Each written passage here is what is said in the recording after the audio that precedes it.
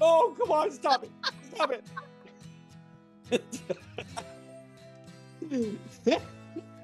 You're not making me tear up.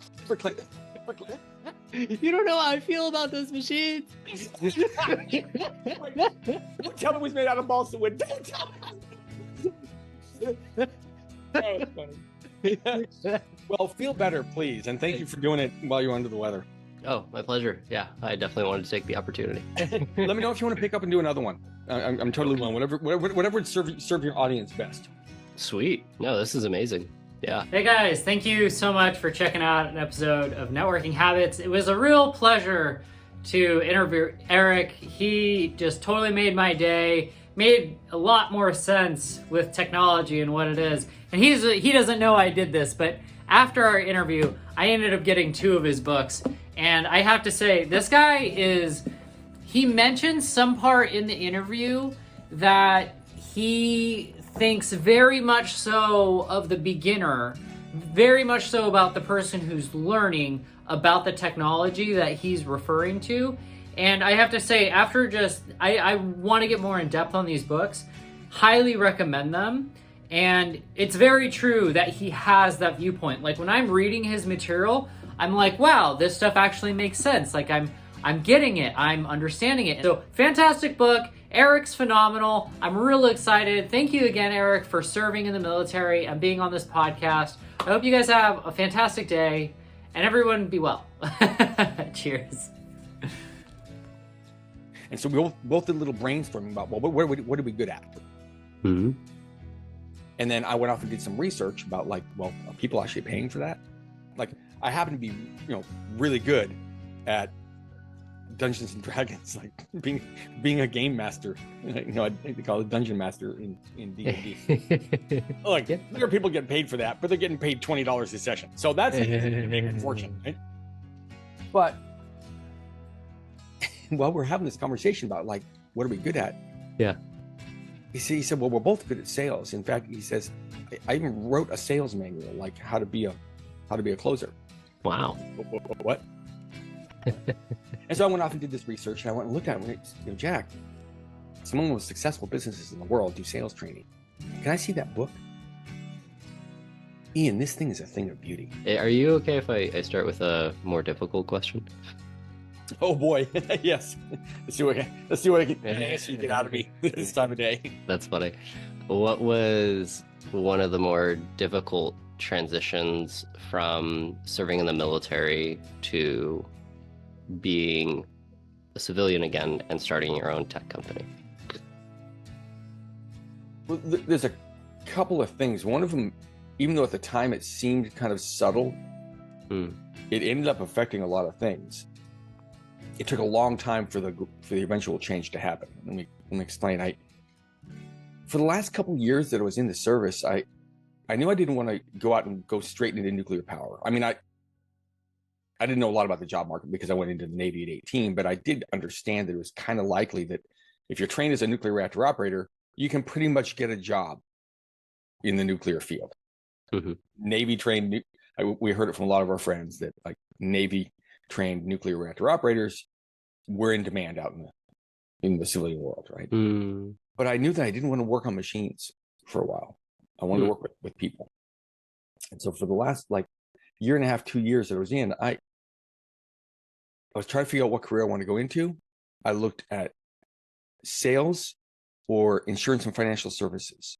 Something that had some economic like heft to it, some earning possibility, but was about communication and interaction with people. So I read all kinds of books and everything for those final 2 years. And that's a whole saga in itself, which was awesome.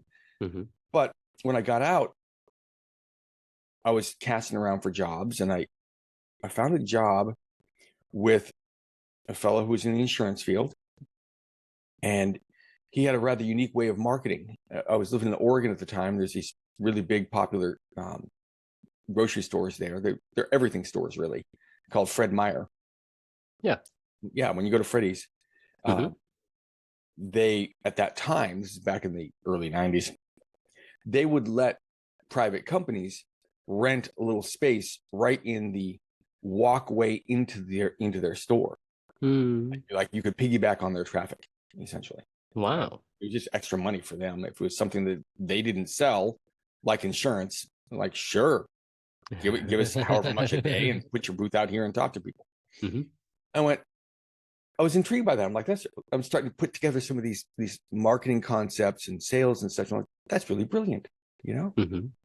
It's not a high pressure environment. People are there for their groceries. If they don't want to talk to you, they walk on by. If they do want to talk to you, it's casual. And so I thought this was going to go well. But here's what happened is that I want to observe the guy's technique, learn. I'd never been a professional salesperson. Huh. And all he did for 6 hours was talk about women's bodies that walked by. That's all he did. We talked to a handful of people throughout the day, but most of the time he was just commenting rudely about women's bodies. I'm like, look, I don't know, it was like 50 years ago, 100 years ago in the service, okay? But I'll tell you what, in the Navy in the 90s, you wanted to fast track to get in major trouble, you do stuff like that. It was not okay. Plus, I wasn't raised that way. Like, right. So I've been in this culture where it wasn't okay. I came from a culture, a hippie culture where that would be 1,000% not okay. Plus, I've just never been that guy, And I'm sitting there looking at him going, what have I got myself into? Like, so that was, I remember it because it was the first moment I went, oh, you're not in the military anymore. Oh. And there were a lot of other things that needed to change over the years. In particular, the kind of humor I would use, right? How callously, cruel to my friends I could be. It was a thing in the Navy. And in lots of military culture, it's just a thing where you just, the guys you love, you will rag on them. You will never give them an inch on anything they mess up at all. It's just part of that culture, right? Huh. That doesn't fly in the civilian world. And as an example, so a lot of how I interacted has just been sort of ingrained, and a lot of it wasn't nice. It took me a long time on some of them to just get back out of that, put my head above water, and go, "Oh, you're in a different environment now." So it's when I finally was able to make some of those changes that made me realize you've always got to be aware of your environment. What's the culture? What's the what's the ethos? What does good manners look like in this environment? Wow. Because I tell you what, the good manners in the Navy is totally different than good manners with your tight friends in the civilian world. You can have tremendous affection in both environments, really get along with someone really well, but you'll express that in totally different ways. In the Navy, honestly, you'd express it with the biggest burn. It's weird. Some of my happiest, funnest moments that I recount 30 some odd years later are when someone absolutely destroyed me. It was phenomenal. And you're just like, okay, mad props, man. That was really, really good. Right? I won't repeat any of them in public.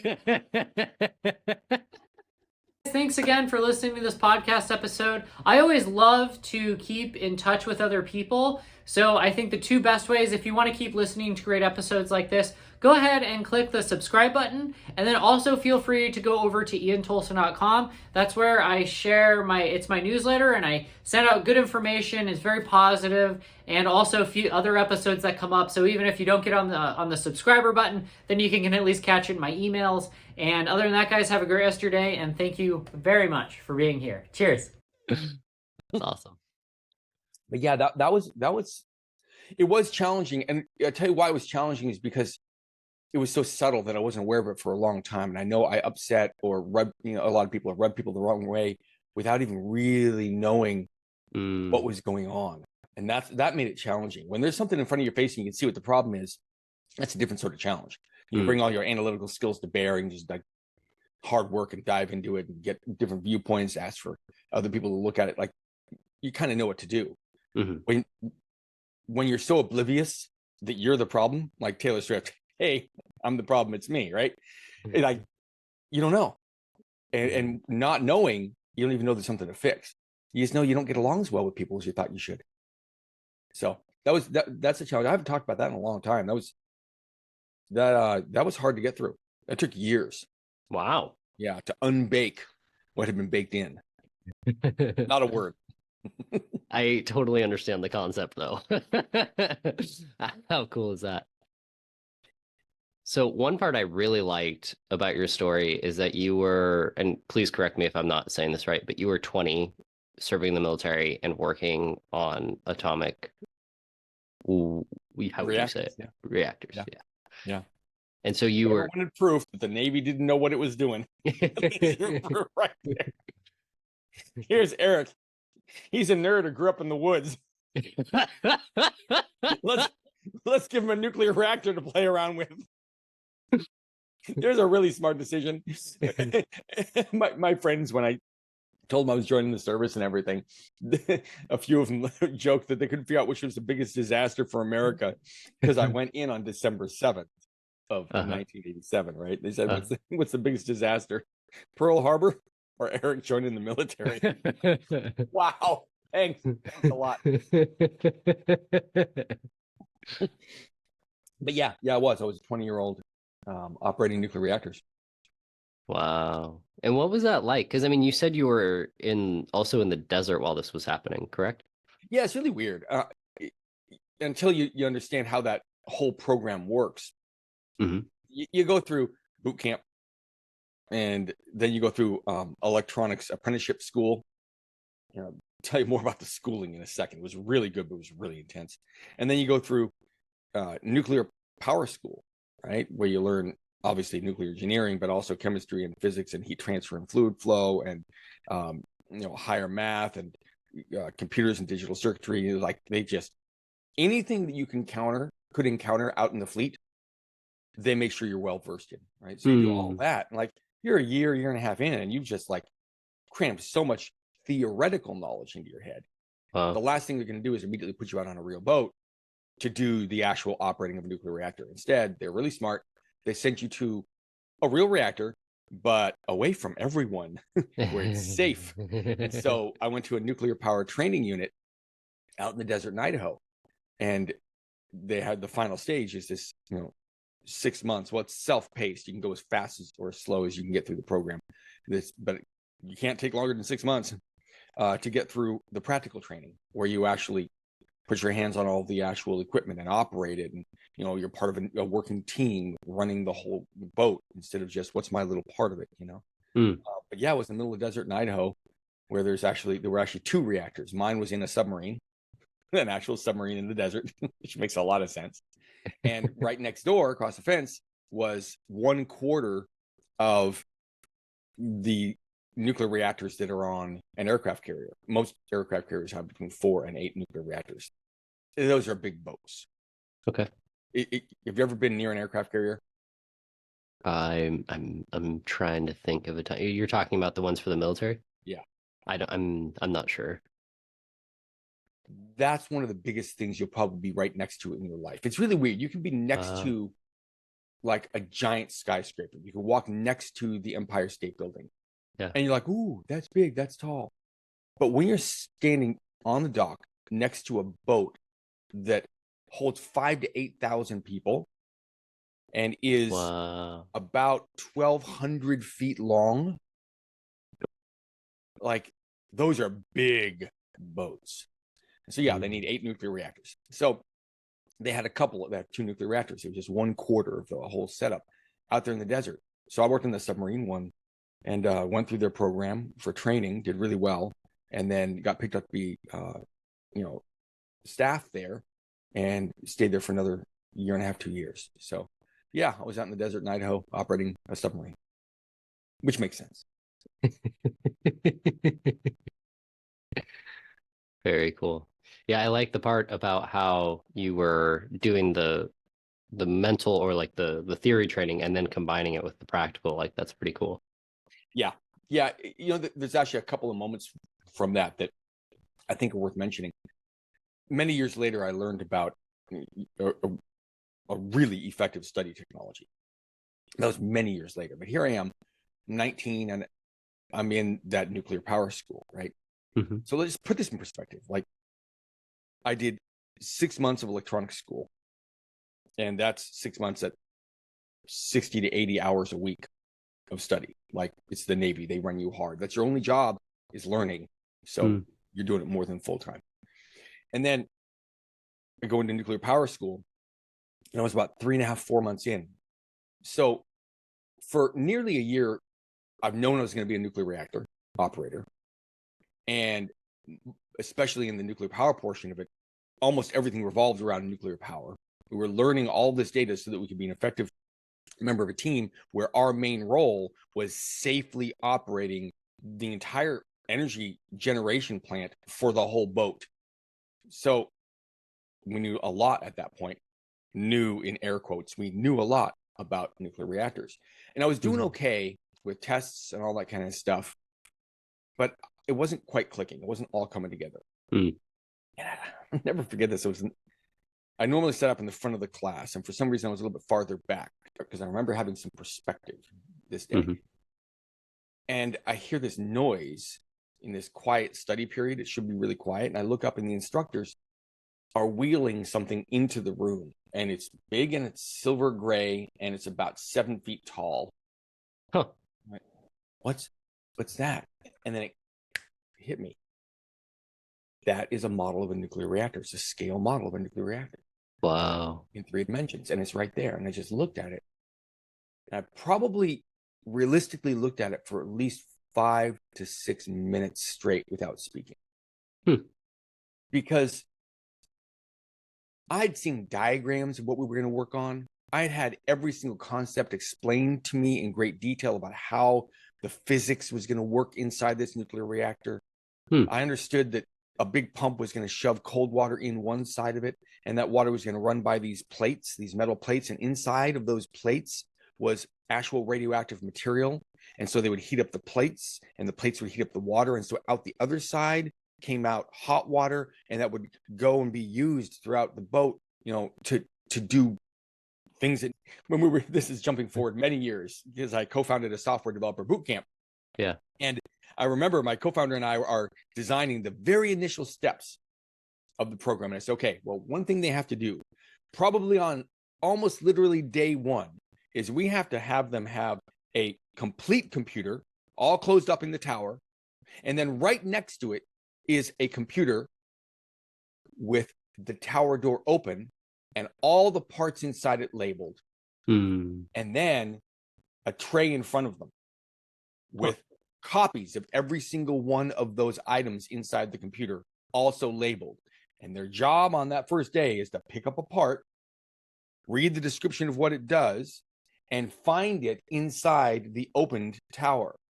This is the power supply. It reduces the power from 120 volts down to 5 volts because any excessive voltage inside the tiny wires inside the computer would burn them up. Oh, okay. All right, power supply, good. And I can see it inside the tower and set that to the side and then pick up the CPU. This is the brains of the outfit. It actually executes all the instructions. Find it inside the tower and you look inside. Oh, there it is right on that big board.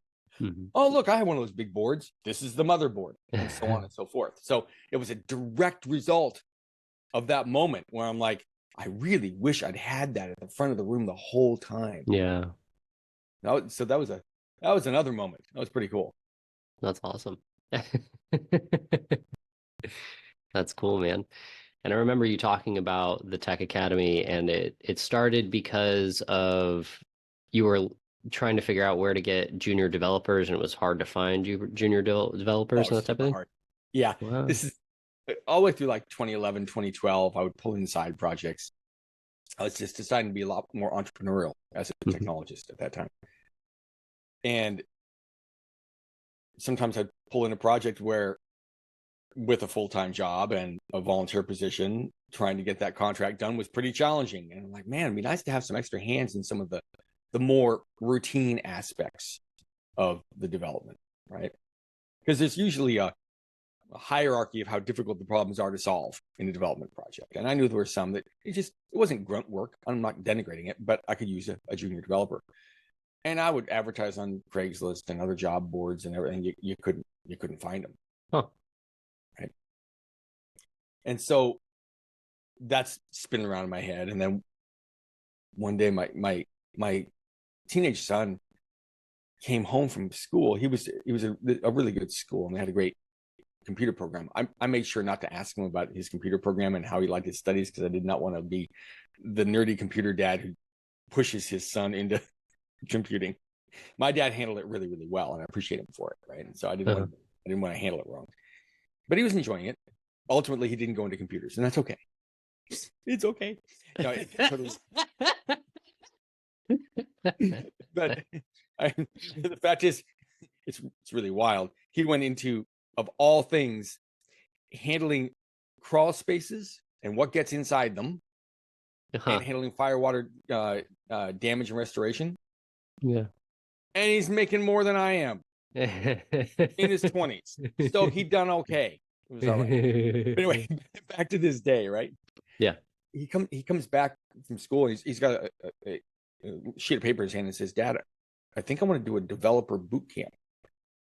This was like March of 2013. And I went, "What is that?" I actually literally had no idea. Nowadays, in the technology industry, you'd be hard pressed to find someone who doesn't know what a boot camp is. In the tech industry, at least, it's real common knowledge. But I didn't know. And he hands me the sheet of paper, and it talks about this place in San Francisco called Dev Boot Camp. I'm looking at this. I'm like, what? Okay, what? 3.5-month intensive training, 5 days a week, on site, $12,000, outcomes guaranteed. Here's our what? Yeah. They're gonna make a developer in 3.5 months. What? So I just started doing my research about it and found out that they were the first boot camp in the country, and they had only started 6 months before. They started in maybe 9 months. It was the summer of 2012, and I think it was 5 software developers who happened to have the summer off, got a bright idea, and went to some of their friends who had always said, "Man, I'd really like to break into tech, but I can't do a 4-year degree. I try to self-study and it just doesn't go well." And they're like, "Well, what if you had like assisted self-study? What if you could give us the whole summer?" And then it gelled. They said, "Okay, we'll do it. We'll take a dozen of our friends. They cannot be working a regular job, because if we're going to pull this off, it has to be super intense. We need them 5 days a week. There's probably even going to be homework on the weekends. We don't know what it's going to take to get them really prepped for a job, but we'll take a shot at it." So they put 12 people through this. And when they were done, out of that 12, 11 of them immediately, like within weeks, got jobs in tech in the Bay Area for about $120,000 and up a year. Seriously? Well, it's the Bay Area, so that'll buy you a cup of coffee and hot on the street. The point is, they got into tech. And once you're in, if you're a decent person and keep on learning, your job security is guaranteed. Wow. So I went, wait a minute. Intensive training in the fundamentals and practical tools. What's the job demand like? I know it's really good in Oregon. I know I always get hired. So I just went online and looked and went, I guess you'll never believe this. It's 2013. You look at the Bureau of Labor and Statistics, of the U.S. government. And at that time in 2013, they did a 10-year projection for the IT field. And they do that for lots of different fields as part of their job. And they said, okay, our projection is between 2013 and 2023, 1.4 million new technology jobs will be created. Our projection is, and remember, this is 2013. Boot camps don't exist yet. They might as well not, because there's like 7 of them. Okay. So they said our projection for the number of technology professionals created is 400,000. And the reason for that is because the only way technology professionals are being created in 2012 and 2013 is from colleges and universities. And their combined output was 40,000 IT professionals a year. Times 10 is 400,000. So their projection is 1.4 million jobs in technology, 400,000 professionals being created. They knew they were upside down by 1 million jobs. And I went, oh, well, there's a market. Wow. I'm not the biggest marketing genius in the world, but that's a market. And so there's a lot more to the story, but that was a spark of it. And I just combined what I knew about technology with the fact that in the Navy, they tapped me to be an in-person instructor, and I ended up really liking it, even though I didn't know I would. Mm-hmm. And that was the spark that started the Tech Academy. Wow. I really appreciate my son coming home that day. Like, and come to think of it, I got to ask him about this, because he knew he was like 14. There's no way I'm going to have him go down to San Francisco, for 4 months. I'm not going to pay $13,000 for him at 14 to go become, like, I don't know why he even showed it to me now that I think about it, but I'm so glad he did. That's awesome. What was his reaction when you created the Tech Academy? He actually thought it was pretty cool. Oh, nice. As much as a teenager will tell his dad that he's cool. Gotcha. I tell you one thing. He's never been afraid of being an entrepreneur. I've noticed that as an adult. No one's ever actually asked me that question. I really appreciate it. Mm-hmm. I've just noticed that he's never been afraid to just try something entrepreneurial. And like me, and like most entrepreneurs, many times he flopped. But all it takes is once when you don't flop. Wow. So he found that when he found the right partner to work with in a viable business, took off. Wow. Interesting. And how is Jack in that way for you? There's simultaneously not a lot of things I can say, and I could also talk for 10 hours. It's really interesting. Like, he and I are dissimilar in a lot of ways. But there's a few things that we hold so closely to our identity that are very similar. Again, I could talk for a long time, but here's the long and short of it, is that what each of us has found in the other is the complement, the individual who happens to be extremely talented in the areas you're not. Like, there are areas he is unbelievably good at that I'm just really not good at. He's a fantastic executive. He can also take an activity from 2 people and grow it to 50. Wow. And do so with a really smart organizing chart and policies and procedures laid down for every single person in the organization, and an apprenticeship system for coming on board to any new role. Like, he can put, and legal protections, and like, he can put all that stuff in place. Wow. And thrives at it and is really good at it. I'm not the guy for that. I could do it, but it would come nowhere close to Jack's ability. Wow. And then on the flip side, while Jack is really, really intelligent, and at this point knows nearly as much about technology as I do, after 10 years of just being embedded in that, there's nobody that can explain technology better than I can. Like, hands down, period. Like, so that matches him really well, because that's not his gift. Whereas for me, I don't know where it comes from. Probably my dad, and just being in and around the subject so long, and really caring about the beginner's point of view.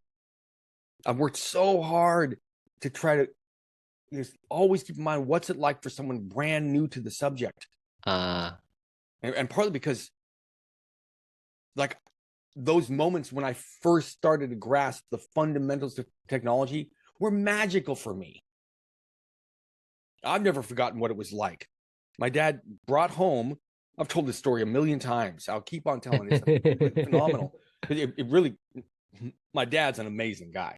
I'm like 12 years old. It's 1981. I think I'm about 12 years old. He walks in the door with this box, and inside it is the first mass market success in personal computers. Like, they sold 1 million units in the early 80s. It's called the VIC-20.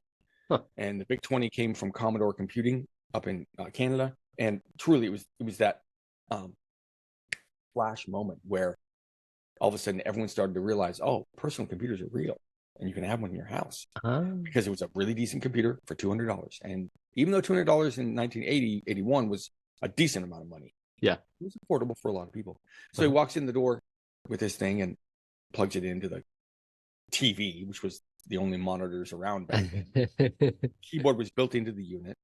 He had a little tape drive off to the side with cassettes that would store the actual files. Huh. He showed me how to use it as a consumer. Like, here's a device. It's a consumer device. Look, you can plug it in, you can turn it on, and you can like access files, and you could get a program. He had a little cassette with some little game on it, and you put it in, and here's the instruction to make it read that program. And I went, oh, okay. He said, that's not the cool part. I unplugged everything. He unplugged everything, turned the machine over, pulled out a screwdriver, and took the back off. And then for 45 minutes or an hour, that's all it took. He said, let me show you how this thing works. Because my dad programmed computers, big giant mainframes. What? For big IBM mainframes in the 60s. He ultimately didn't like the direction that profession was going.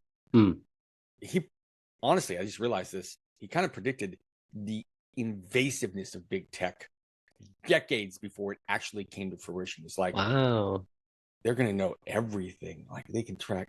No, I don't want any part of this. And that was like 1963, 64. Oh my gosh. Yeah. I just realized I'm going to talk to him about that. But yeah, so he was like, boom, I'm out of here. But Dad's really smart. Like, my dad is really smart. And so he grasped all that, and he understood what it was like in personal computers. So he turned this thing over, like I said, and showed me, like, this is the CPU, the central processing unit. It's like, it is the brain of the thing. It's where all the instructions happen, and built into it are about a dozen different instructions. It's the only thing the computer can do. And so that little cassette that had this program on it, it's just a list of those instructions. And look, see the wire coming from the cassette down into this board where the CPU is. That's how the instructions get to the CPU. I'm like, oh. And look, see this wires going over here to where we plugged it into the TV. That's how that CPU can get data displayed to you. Oh. And so on. He said, and the instructions, they're formatted in this number system called binary. Here's what a number system is. There's a number system? Oh yeah, decimal system. Using there's and so he taught me that. Like, so in about 45 minutes or an hour, honestly, every little bit of mystery about computers was just gone. Wow. Nothing about that device held any mystery for me. Endless fascination because I understood it really well, and computers are really cool. But like that I've never forgotten that afternoon.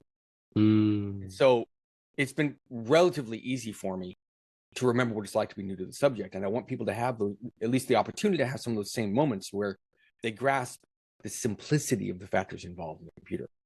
Because ultimately, they're very, very, very simple machines. But they can do such complex tasks, and they can operate billions of times a second. So it looks like they're complex. That's just the apparency. Underneath, a computer can literally only ever do one thing at a time. Inside that computer is a tiny little clock, and it goes tick, tick, tick, tick, tick, tick, tick, tick, tick, tick, tick. 3 or 4 or 5 billion. That instruction gets done before the next click. The computer literally sits there doing nothing because it can only ever do one thing at a time. And like that level of complexity, if you understand that, like, on a physical level, that's literally the truth. It's physically incapable of doing 2 things at the same time. Oh, okay. I can think with that, And so that's part of what we do at the school, is try to break down this whole complexity surrounding computers and technology into its core principles. And one of the core principles is, guess what? The most fancy dancy computer in the world still only does one thing at a time. Wow. Yeah. I have a lot to thank my dad for. That's really cool. Earlier, you had mentioned that you and Jack kind of have certain identities that you guys. Tell me more about that, please. Well, I really am the nerd. I'll never forget this. This years ago, I was one of the executives at a nonprofit, and we would have these, daily coordination meetings, like lots of organizations. And at one point, I don't know what we were shooting the breeze. We'd stopped working for a moment. We were shooting the breeze, and there was like, I don't remember the context of the conversation, but I'll just say this. I used the word pantheon, and you could, like, the whole room just sort of stopped, and several people just looked at me, And finally someone said, Eric, what's a pantheon? And I went, it's the group of gods from a particular culture, like Zeus or Athena or like Mars or Ares, and like, and they just shook their heads and they all utterly ignored it and went on to talking about something else. So here's the thing: is I'm very used to being the nerd in the room, right? And look, there's one of the things about being a really, really, really effective technologist is knowing that there's a tremendous number of things that you don't know. And in fact, the amount of things you don't know in technology compared to what you have really solid certainty on is like thousands to one. It's not 100 to 1, 10 to 1. There's so much you could know, right? But what I do know, I know very, very well. So I am that, like, and you don't have to be a nerd to work in tech. but like, that's just an area that I think really well in. There's lots of areas I don't think well in at all. But that area, for some reason, it clicked for me, right? And then I'm not sure even if this is 100% what you asked, but like I said, you compare and contrast to Jack, like this whole area of being executive and managing people and putting together plans and thinking with contingencies and all that. He just does it like that. In the same way that I will approach engineering systems problems. He does the same thing with those. And so when you put those two things together in any business, but especially a technology training business, we balance each other out really, really well. Wow. Even though I still say stupid, nerdy jokes that he doesn't get and doesn't want to. So, well, sometimes I'll say something. He's like, I'm actually not even going to ask what that is. And then he'll look it up because he doesn't want to sit there with a misunderstood word, just sitting hanging around. But he'll okay, I understand it. It's still not funny. You don't understand. Well, actually. So yeah, there's certain people have different identities and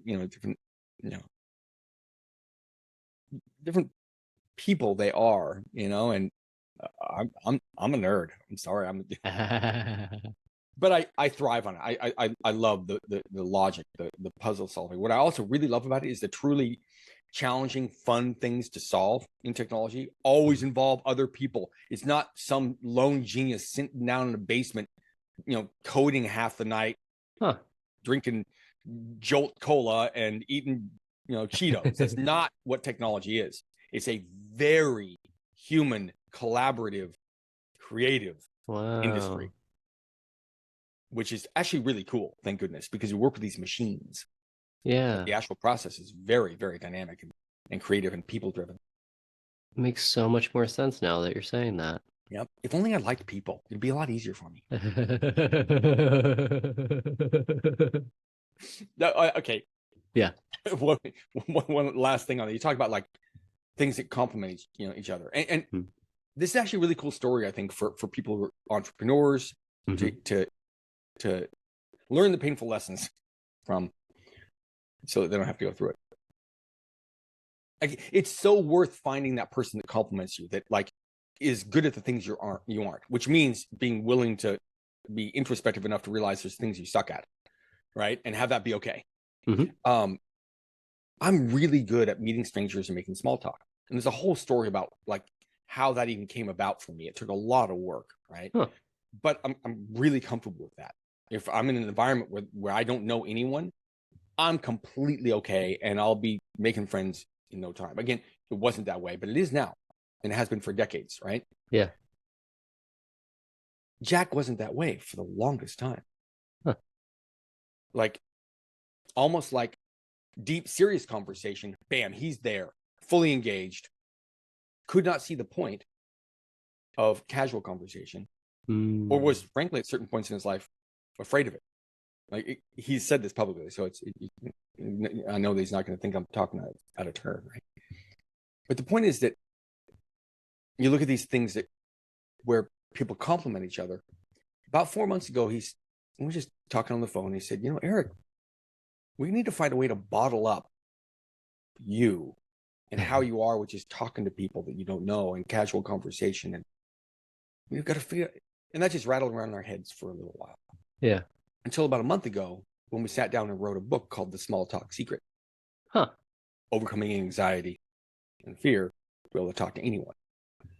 Wow. And what was really, here's the point I'm getting to, is that I love the book. Super happy with the way it's turned out. That's awesome. We're waiting. We're going to get a proof copy of it from the printers next week. I cannot wait. That's one I'm literally going to have my wife film opening up that box. That's awesome. But I wrote a preface to the book that I shared a story I really hadn't shared with anyone before, which is when I realized that my mom wasn't trying to embarrass me. Because all through my like young adult teenage years, I would notice my mom would just talk to anyone. She would talk to anyone. And I wasn't that extroverted and outgoing and couldn't see the point, and it embarrassed me. And like, what are people going to think of her? And like, not uncommon feelings, but I found out they were not accurate. I was wrong in what was occurring. And there was just this one particular moment, and I was writing about this in the preface, that I think I was about 13 or 14 years old, and we're going to the bank. It's a new bank. My mom didn't know anybody there yet, but there was some problem with her account. And she's about to go in to solve this problem. And she says, "You want to come in?" And I really did honestly hesitate. I'm like, this is giving my mom just talking to strangers. And like, I don't know how it's going to, but I love my mom a lot. Yeah. And so she suggests something. So I went in, and this was just a wild moment. I watched, I don't know how this is going to go. And she just says these simple words. She said, "I was wondering if you can help me." Huh. And I watched this formerly bored cashier behind the counter go, "Yeah, what's happening?" And back and forth, and they figured out the problem was, and it solved it. But what was different was that I was watching that lady. I wasn't looking away or watching my mom, and I realized, oh, the effect my mom is creating is probably different than what I thought it was. She's not bothering or embarrassing people. She's not being a nuisance. That lady was not upset by what my mom did. And it just, I started to shift there. Huh. I was starting to become an adult and start paying a little more attention. Pay some attention, Eric. Like, she's not upsetting people, right?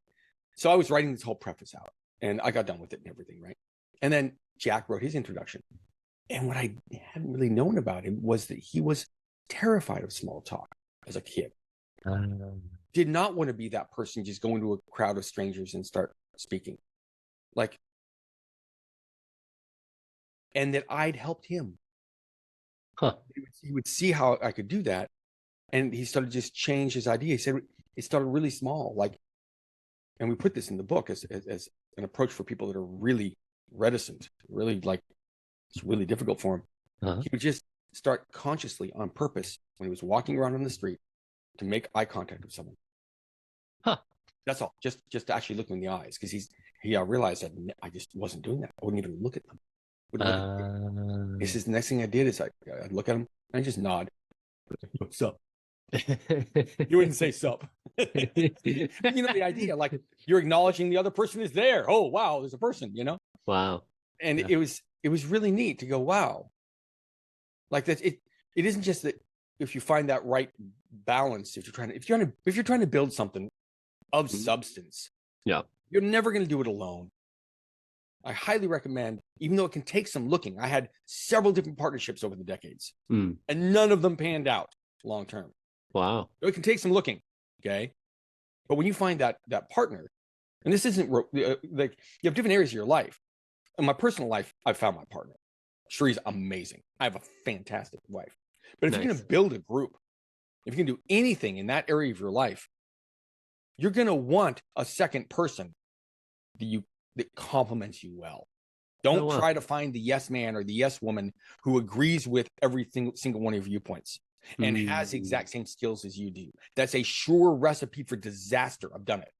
Interesting. Find that person that doesn't agree with you all the time, that has a totally different perspective, that has skills that they're really good at. In fact, if you're almost jealous of how good they are at a thing, that's a really good sign. And that's served me really, really well, because it's been 10 years. We just had an event in February to celebrate the 10-year anniversary of the Tech Academy. And not many businesses survive that long. So clearly it works. And now we're launching an entirely new business revolved around training people to be effective, ethical, competent, successful salespeople. Congratulations on that, by the way. So excited. Yeah. So excited. That's awesome. Yeah, I did want to ask about that. So tell me more about the sales and tell me about that. That sounds amazing. Well, so you go way back again to when I was, I knew I was going to get out of the service, and I spent those 2 years studying everything I could on insurance, financial services, sales, communication, interpersonal relationships. I'm a sponge for knowledge. And that's my mom and dad right there. Like, they were voracious readers. This is a total aside, but I remember once standing in front of the bookshelf in our house. And when I say bookshelf, it was an entire wall, and counting the books. Huh. And it was just over 1,600 books we had in the house. Oh my gosh. There were maybe 10 of them I didn't read before I left home. What? Yeah. In fact, there's a story to tell here that's important. So even though this was an aside, I'll come back to your question, because I personally think this is an incredibly important lesson. I don't know how my mom thought to do this, except it's the way her dad did it. I would read a lot. My mom encouraged us to be readers. Like I said, my mom and dad were both readers. But she taught me to always have a dictionary right next to me when I was reading. And she said, if you find a word you don't understand, just look it up right away. And I did. All kinds of books. I read a lot of science fiction. I read a lot of actual nonfiction. My dad had this phenomenal history series by Will Durant. The Story of Civilization is fantastic. Wow. All kinds of things, right? And nearly every time I had a dictionary right next to me. Uh-huh.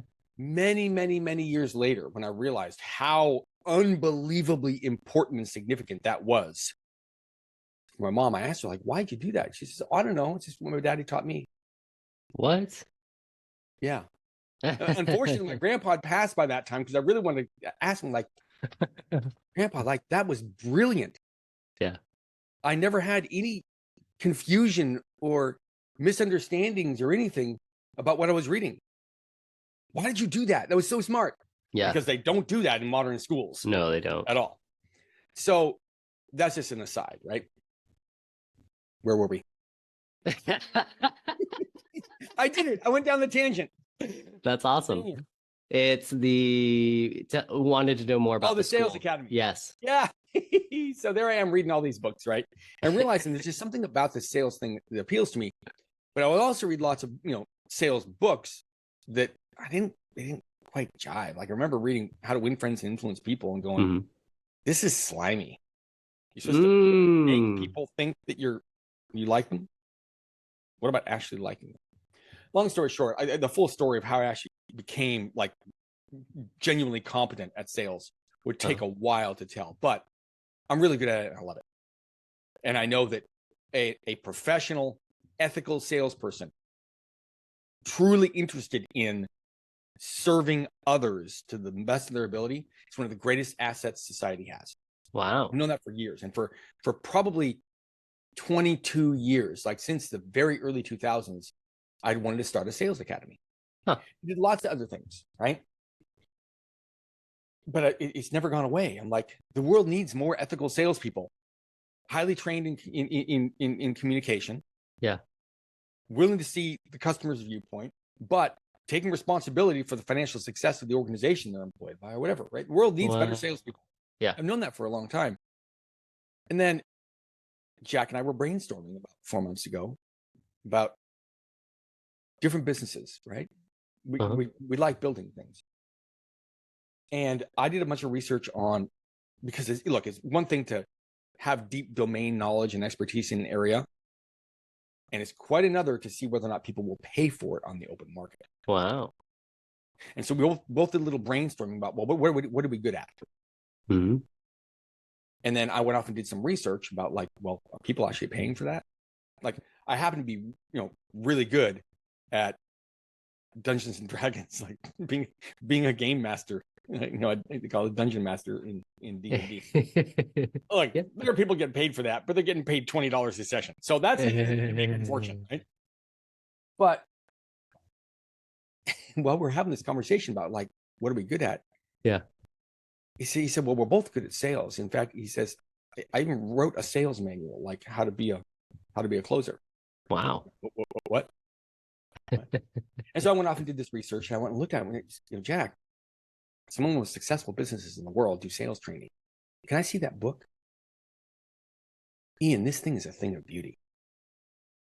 Not only is Jack extremely competent as a salesperson, but he went and interviewed about 15 of the top salespeople he had ever met in his life. And he's been fortunate enough to interact and work alongside of some very competent sales professionals. Wow. And he gathered every single bit of successful, actions from them. Huh. And he compiled it all into a book. Like I've written a lot of books. At my core, I'm a writer. I really like that medium, right? Wow. I'm reading through this thing, and I'm just in awe. Like, this is golden. And by the way, just to speak to the being able to compliment, be the balance for someone. I spotted things that should be included too. Right? So wow. Like, it's perfect. There's other things in there, right? But the point is that's when it started to click. Like, we've got something here. Yeah. So, long story short, we've designed what is that whole thing going to look like, and we're going to be launching next week. It's called the Sales Academy. It's a subscription offering where there's a whole success framework for how to actually either go from zero to hero as a salesperson, like you've never been in the industry before, and how do you actually learn the fundamentals and also the importance of understanding that you are actually a servant as a salesperson. Huh. You're there to serve them. Wow. But that's not a degrading thing at all. Okay. You're helping that client, that prospect, to solve something that, whether they say it overtly or not, they deeply want solved. And they are unable to do it themselves because they can't get over their internal fears about making the wrong decision. But they know they want to solve it. They want to decide whether, this sounds rather dramatic, but it can be as simple as, man, if I choose the wrong car, where one of my buddies finds out that I paid X for it, he's going to make fun of me. Oh, yeah. Right? Or where they're going to be like, well, my executive has told me I've got a lead point. I'm bringing on a new piece of software in this area. And if I make the wrong decision, not only does it have huge financial ramifications, because maybe the license count is going to be a lot higher than we as we onboard, and it end up costing a lot. But if it doesn't meet the needs of the users, then all of my peers are going to be yelling at me. They're going to be upset. Like, they're worried about making the wrong decision, but they do want to decide. They want the problem solved. Yeah. And the person who can help, who can ethically, without being deceptive, without lying, who can honestly guide them through that point, through that process, to the point where they're like, oh, not only did I make a decision, but I feel great about it. Yeah. That is your friend. A friend would do that for someone. Yeah. An enemy would convince them that the product is something that it's not to get the sale. So, and there's a lot more to that. And obviously, I've learned a lot of those lessons I've learned the hard way, right? But we just want to help people to break into that field and learn to be an ethical, competent salesperson. Because you can do it that way. In fact, you succeed in the long term that way. But also, if you're in sales and you're like hitting a wall, like, how do we help revitalize?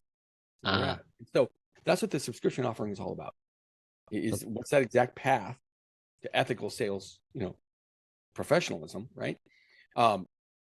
And like, how do you best impart that to people? So we have monthly masterminds, and we have a monthly member breakdown where whatever it is we're teaching that month, if someone's brave enough to volunteer to go onto a Zoom call with them, we'll break down their approach to that subject we're teaching, whether it's, how to qualify someone quickly in an interview to find out whether or not they're truly, what if they truly can't purchase your product or service? What if they honestly really can't? That can be really hard to let go of as a salesperson. You're in that interview, you're like, oh, I could close this and that would be great. But you got to have some sort of mechanism for quickly finding out whether or not they actually can buy and utilize your service, because otherwise you'd be wasting their time and yours. So whatever it is, we'll help them break that down. They have to be willing to be recorded on camera because it's going to be educational for everyone else. But we do these member breakdowns, right? And we put a lot of content into a podcast, so for people can listen on the go and learn things, right? And there's a whole community aspect surrounding it. But yeah, that's the Sales Academy, and that launches next week, and I'm so excited about it. It's been 22 years I've had this dream of building something like this.